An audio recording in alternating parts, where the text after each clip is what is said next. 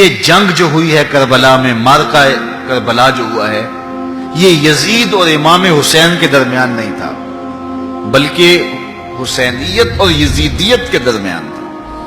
یعنی یہ شخصی لڑائی نہیں تھی بلکہ نظریات کا تصادم تھا۔ اگر شخصی لڑائی ہوتی تو یزید جیت گیا تھا، بطور شخص حضرت امام حسین شہید کر دیے گئے اور یزید جو ہے وہ تخت و تاج پہ متمکن رہا۔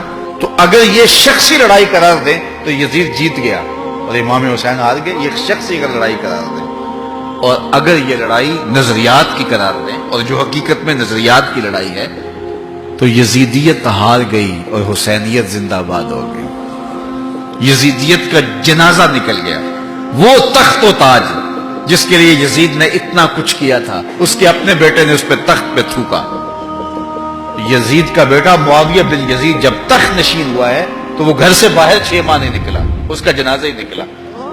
تو لوگوں نے کہا آئیے نا تخت پہ بیٹھی، کہا میں اس تخت پہ نہیں بیٹھنا چاہتا جس سے آل پیغمبر کے خون کی بو آ رہی ہو، میں نہیں اس تخت پہ بیٹھنا چاہتا۔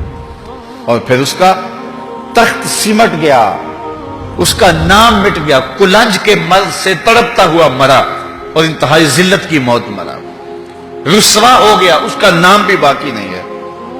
میں گزشتہ برس کربلا میں حاضر ہوا تو حضرت امام حسین کا چمکتا ہوا روضہ نور دیکھا۔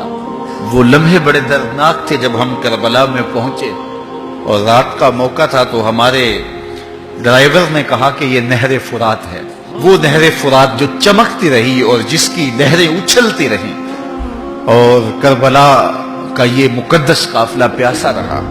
تو عجیب قلب کے اندر کیفیات کا ایک جہان تھا۔ یہ تو امام حسین کا روضہ ہے نا، لیکن یزید کا نشان نہیں ملا۔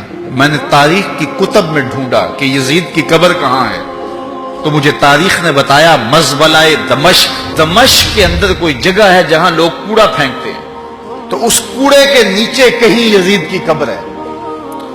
نشان بھی نہیں ہے کہاں ہے، لیکن اتنا پتا ہے اس روڑی کے نیچے یزید کی قبر ہے۔ یزید کی قبر مزبلہ دمشق میں، اور امام حسین کا قبضہ آج بھی کربلا پہ۔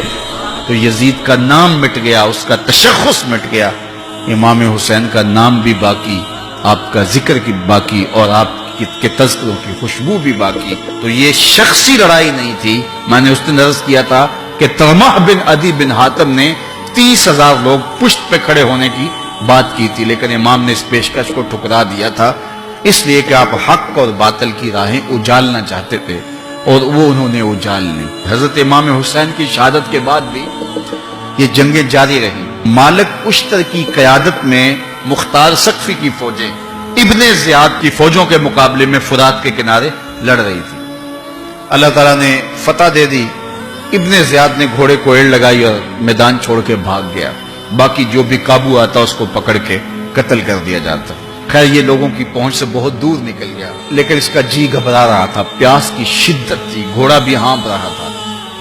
تو یہ چلتے چلتے صحرا میں گیا تو وہاں اس نے دیکھا کہ ایک خیمہ ہے، تو سوچا کہ میں چلتے چلتے ان سے پانی کا گھونٹ مانگ لوں تاکہ اپنے جگر کی پیاس کو بجھا سکوں۔ تو اس نے گھوڑا کھڑا کیا اور ہانپتا ہوا اس نے پردہ اٹھایا، دیکھا تو خیمے میں امام زین العابدین قرآن کی تلاوت کر رہے تھے۔ تو جب اس نے دیکھا تو ایک دفعہ تو شرم سے پانی پانی ہو گیا، لیکن مرتا کیا نہ کرتا، پیاس کی شدت تھی کہ حضرت پانی دیجئے۔ امام زین العابدین نے دیکھا اور پھر گھڑے سے کٹورا بھرا اور اس کے ہاتھ میں تھمایا، سمجھا کہ حضرت نے مجھے پہچانا نہیں، پانی پی لیا، شدت کی پیاس تھی، پھر مانگا، آپ نے پھر دیا، تیسری مرتبہ پھر مانگا، آپ نے پھر دیا۔ 3 کٹورے پانی کے پینے کے بعد امام زین العابدین سے کہنے لگا حضرت شاید آپ نے مجھے پہچانا نہیں۔ امام زین العابدین ابھی تک ضبط کیے بیٹھے تھے، آنکھوں سے موٹے موٹے آنسو نکلے۔ کہا بدبخت تجھے نہیں جانتا جس نے میرا خاندان اجاڑ دیا، 6 ماہ کے بچے بھی نہ چھوڑے، جس نے مخدرات کو اونٹوں پہ بٹھایا، کیا تجھے نہیں جانتا جس نے خاندان نبوت اجاڑ دیا؟ تو کہا حضرت اگر جانتے ہیں تو میرے ساتھ یہ سلوک کیا کیا؟ کہا ایک دن ہم مہمان بن کے تمہارے گھر آئے تھے، جو تم نے کیا وہ تمہارے خاندان کی ریت تھی، آج مہمان بن کے ہمارے دروازے پہ تم کھڑے ہو، جو ہم کر رہے ہیں ہمارے خاندان کی ریت ہے۔ تو یہ شخصی لڑائی نہیں تھی، یہ نظریات کا تصادم تھا، تو امام حسین رضی اللہ تعالیٰ عنہ جو چاہتے تھے وہ ہوا، حق اور باطل کی سرحدیں بالکل واضح ہو گئیں، نہ یزید کا وہ ستم رہا، نہ زیاد کی رہی وہ جفا، رہا تو نام حسین جسے زندہ رکھتی ہے کربلا۔